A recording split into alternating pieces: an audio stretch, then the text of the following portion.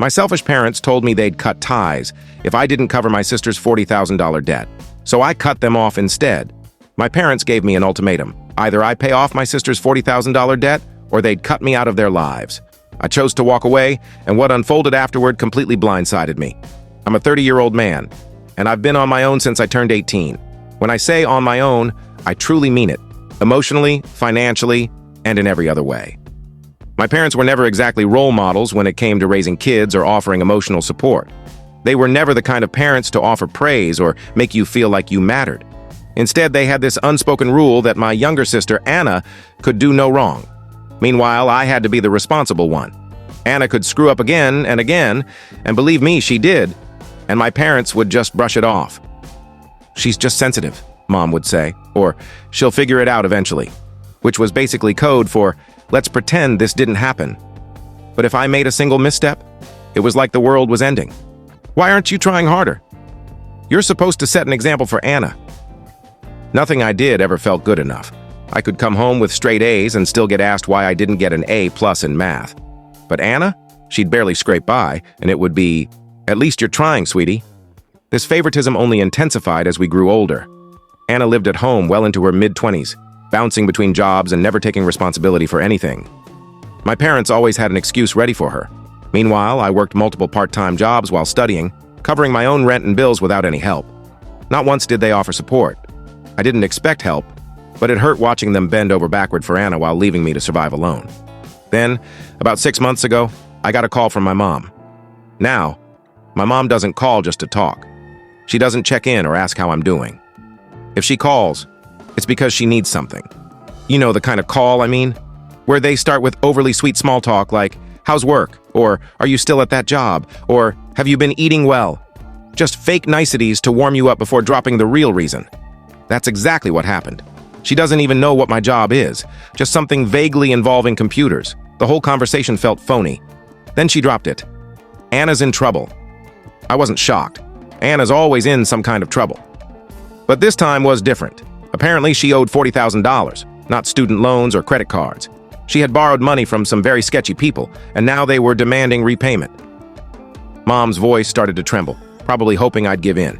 She quickly laid on the guilt. "You've always been the strong one," she said. "You've made such a good life. Anna isn't like you. She needs help." I was stunned. $40,000? I asked how it happened. Predictably, Mom brushed it off. "That's not important right now," she said. "What matters is, she's your sister. Family helps family." That phrase, "family helps family," has been their go-to manipulation line for years. Every time Anna messed up, they'd expect me to fix it, and I usually did. I didn't want to be seen as heartless. But this, 40 grand? I couldn't do it. Not this time. I said no. "I'm sorry," I told her, "but I can't fix this for Anna." The mood flipped instantly. Mom went from tearful to furious in a heartbeat.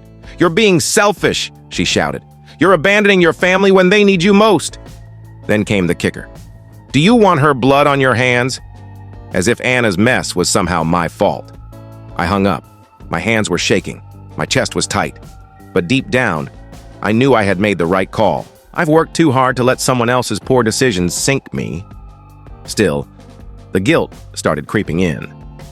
My family has always had a way of twisting the narrative and making me feel like the villain.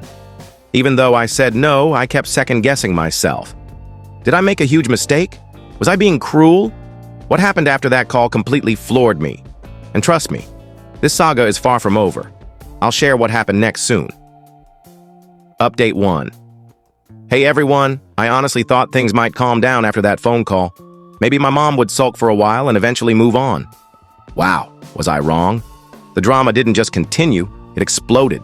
It got messy fast, and I'm still trying to untangle the chaos. Here's what went down. Right after I hung up, the guilt campaign began in full force. My phone lit up nonstop. First, it was my mom, text after text saying things like, "We raised you better," or "You'll regret turning your back on us." Then my dad, who usually keeps quiet, started chiming in too. His messages were blunt and to the point, "Do the right thing," or "You know what needs to be done." And then came Anna. She sent this incredibly dramatic text, practically a novel, saying her life was falling apart and I was abandoning her in her darkest moment. She wrote things like, "You were always the one I looked up to, and now you've left me to suffer," and You make so much money. $40,000 is nothing for you. I laughed out loud. Rich? Just because I'm not barely scraping by doesn't mean I'm loaded. The entitlement in her message was staggering. I didn't answer any of them. I figured if I didn't engage, they'd get the hint and back off. A couple days later, my phone rang. It was my aunt, one of the few family members I actually trust, so I picked up. She sounded uncomfortable, like she didn't want to be involved but felt like she had to be. She told me my mom had been telling everyone in the family that I was refusing to help Anna and that I was letting her suffer while I lived in luxury. According to Mom, Anna was in serious danger and I was just coldly standing by. My aunt didn't fully believe it, but she wanted to hear my side. So I told her everything. How Anna had gotten herself into this mess, how I was being pressured to fix it, and how I finally stood my ground. She was shocked, but supportive. She agreed that Anna needed to learn from her mistakes and that I wasn't wrong for saying no. Hearing that gave me a little relief, but the damage had already been done. My mom had gone full-on smear campaign. Soon, I started getting texts from cousins, uncles, and even old family friends. Most of them were vague guilt trips like, "You should remember what family means," or "One day you'll regret this." A few went straight up hostile. One cousin flat out called me arrogant and said I was acting like I was too good for my own blood. I ignored them all, but the constant pressure wore me down. Then it escalated. One afternoon, I got a call from my bank. At first, I thought it was a scam. Who actually gets real calls from their bank? But no, it was legit. The rep told me someone had tried to access my accounts using forged documents.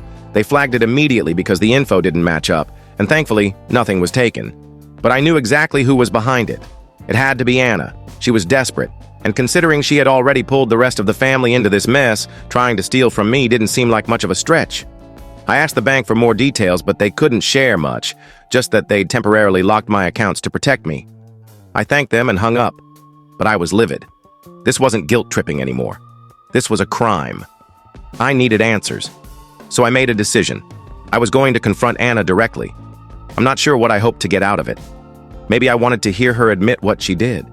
Maybe I was hoping, deep down, that she'd deny it and give me a reason to believe she wasn't capable of something like this. Either way, I was done staying quiet. I'll let you know how it goes. Final update. Hey everyone, I wanted to give one last update now that everything has settled. After the lawyer stunt and the never-ending harassment, I made a choice I should have made years ago. I cut them all off, for good. I went completely no contact. I blocked my parents, blocked Anna, even blocked a few flying monkeys who were still trying to guilt-trip me on their behalf. I scrubbed them from my social media. I let the cousins I still speak to know that I didn't want to hear any updates about my parents or sister. I warned them not to play messenger, and thankfully most of them respected it. The first couple of weeks were rough, not because I missed them, honestly, I didn't, but because they didn't go down quietly. Even after blocking their numbers, my mom started calling me from random phone numbers, leaving these over-the-top voicemails about how I was destroying the family. My dad sent letters full of passive-aggressive lines like, "You'll regret this when we're gone." Anna? She went full victim mode, writing me a handwritten sob story asking for a small $5,000 loan to get back on her feet. I didn't even respond. I just laughed. Then came the breaking point. My mom actually showed up at my workplace. She barged into the lobby, screaming about how I was a horrible son and that I was tearing the family apart. Security had to escort her out. I was mortified. That night, I called a lawyer and had a formal cease and desist drafted. I sent it to everyone involved. The message was simple. Contact me again, and I will take legal action. Surprisingly, that did the trick. The calls stopped. The letters stopped. Even Anna went radio silent.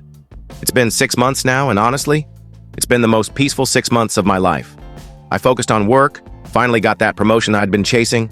I reconnected with friends I'd distanced myself from because I was always dealing with family drama. I even started dating someone new, and for the first time, I feel like I'm building a life that's actually mine. As for Anna, last I heard, she's crashing on a friend's couch and working part-time. I don't feel bad. She made her bed. My parents? They're still out there spinning their version of events to anyone who'll listen, but fewer people seem to care. And honestly, I don't either. Here's the thing. Family is just a word if they treat you like garbage. You don't owe anyone your time, money, or sanity just because you share DNA. Boundaries aren't cruel. They're necessary. Cutting them off felt like ripping a bandage off a deep wound, but the relief that followed was worth every moment of pain. If you're reading this and you're dealing with a toxic family, let me tell you, it gets better. You're allowed to choose peace. You're allowed to choose yourself. Thanks to everyone who stuck around to read this saga. I'm closing this chapter for good. Take care. If you enjoyed this story and felt the emotions behind it, don't forget to give it a like, share it with others, and subscribe to the channel for more real-life experiences and heartfelt stories. Your support means the world, and it helps us bring more content like this to you. Thank you for watching, and I'll see you in the next video.